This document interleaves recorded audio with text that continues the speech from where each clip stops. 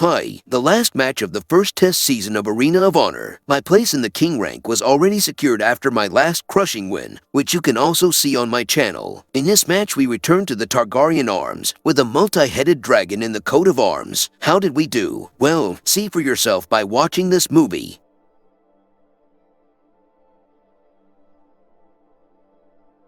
The biggest problem in the last matches of this season was the absence of key players. In this match it's exactly the same. Someone is missing again. Or I would even say two people. But unfortunately it happens. It is not always possible to fight with the entire squad. The opponents were also not matched to my spears. Definitely too many infantry in the opposing great houses. Not to mention the fact that the guard towers and catapults had spearmen in their defense. I didn't like it at all. House Greyjoy, on the other hand, had a great fit. If they had been in a different location, not attacking us directly, the beginning of the match would have been completely different. But we immediately lost the clan castle and had to sacrifice one lord to keep it there permanently. Huge tension built up in the band after such an opening. Thanks to opponents in towers and catapults that didn't suit me, we lost a lot of points for the first captures. All we had to do was to let the infantry go ahead and counterattack with the cavalry, thanks to which we could at least partially make up for the losses. The first attack on the City of Glory ended so quickly that I didn't even notice when we had taken it over. We held on for a few seconds because almost immediately another rally entered the city, spearmen and cavalry. This match couldn't have gone any worse.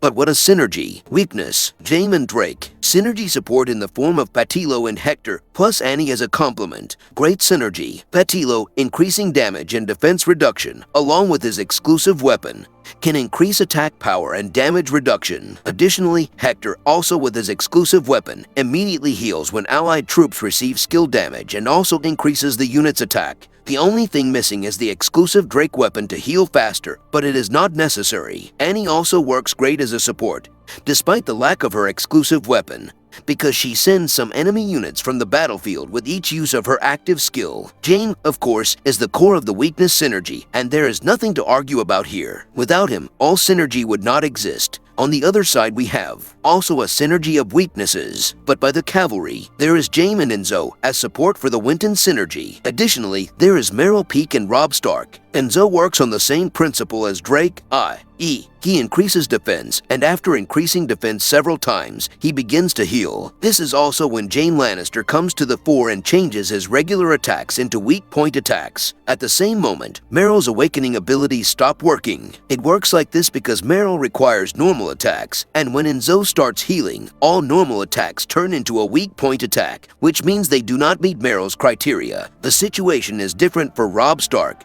who only needs successful cavalry hits. There is another problem here, but only in this specific case. His exclusive weapon ended up with the wrong commander. Mistakes happen to everyone. Winton, on the other hand, after activating 50 attacks on a weak point, imposes a silence effect on a random commander, which prevents him from using the army's active skill. Additionally, increases front row health by 15%. The only change I would see in the long run is replacing Robb Stark and Meryl with Layla Mormont and Lean Waters. However, Lena would have to have her exclusive weapon, because without it would make no sense. One of the skills required from a Supreme Commander, i.e., from me during the arena, is a broad view of the battlefield. I knew that this particular attack would penetrate the defenses of House Tyrell Clan Castle, and I was prepared to send reinforcements.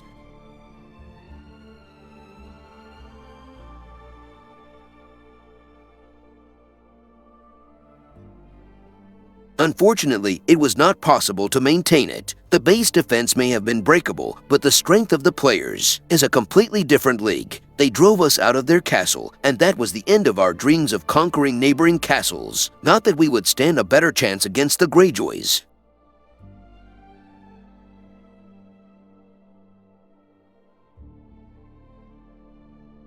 Another attack on the City of Glory completed successfully, but it's half-hearted because it's not enough to just take over a building in Arena of Honor. You also have to control it for a certain period of time, and here there are problems.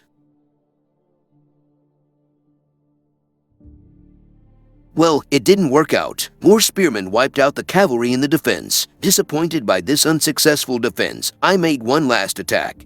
but without even a shred of hope for a successful takeover. Too little time for rallying.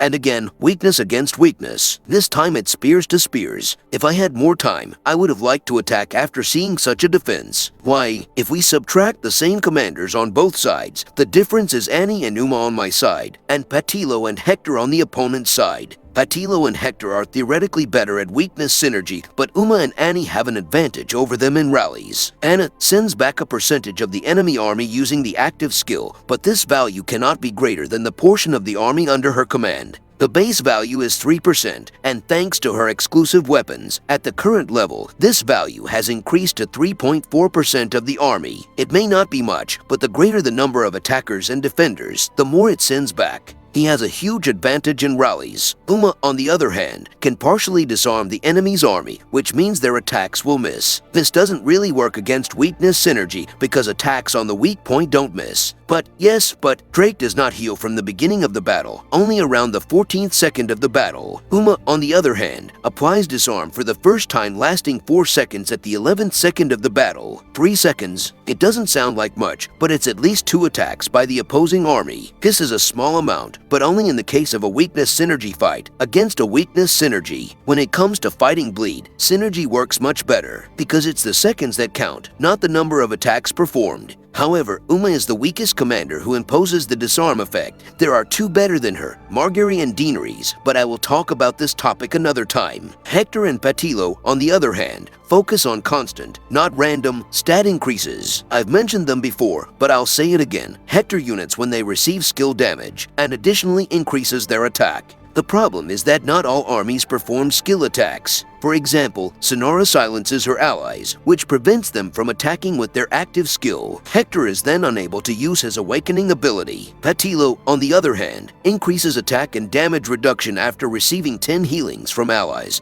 or after 25 seconds of battle. They both work together with a synergy weakness. In this particular case, there are 3 healing commanders, Arslan, Hector, and Drake. A synergy core in the form of Jaime and 1 additional commander in the form of Patilo. 1 healer too many. It could easily be exchanged for additional spearman support. For example, in the form of Miranda, if she had her exclusive weapon, Annie, who can be used anytime and anywhere, or Uma, who will help persevere by inflicting disarm on the opponent. Just because a commander is not a spearman does not mean that he is a weak support for spearmen. You just need to look at the entire lineup from several different perspectives. Well, it wasn't a good match. There was a big lack of coordination, but that's understandable. 15 matches, and not all first-team players showed up. But these are just excuses. We will definitely try to play better in the second season, because Arena of Honor is a very interesting event and the rewards are also worth the effort. Thank you for today. A video summarizing the first season of Arena of Honor will appear soon. See you.